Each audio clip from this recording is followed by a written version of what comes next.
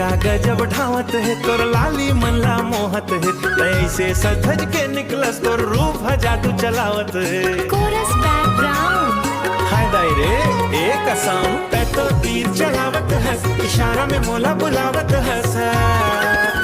अतका सुंदर बन के गोरी मोर जान ले बेका, हंस के ते मोर जान ले बेका।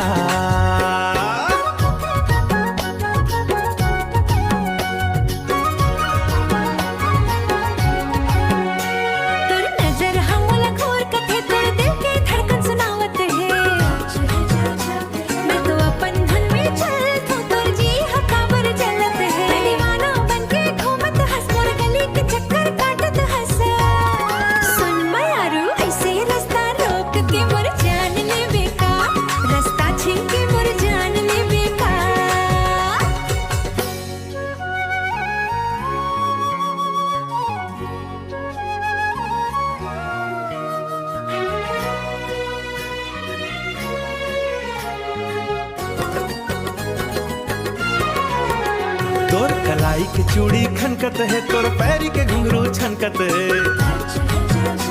जब तै मुस्का के देख थस मोर जिया हकत का धरकत है। तै सपना में रोज आवत हस, नींद और चैन उझावत हस। ए कली ऐसे तरसा के मोर जान ले बेका, माया मोर जान ले बेका।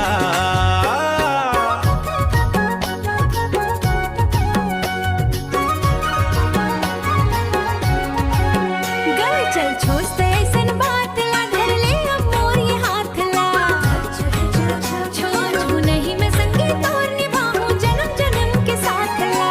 बोलते हंस मोर दिल के रानी, लिखबो माया के नवा कहानी। अतका माया दे के मोला अब जान ले बेका, हंस के ते मोर जान ले बेका। हे माया मोर जान ले बेका, कर हाँ जान ले बेका। माया मोर जान ले बेका। बोल थस गोरी मैं तो करे चाहूं।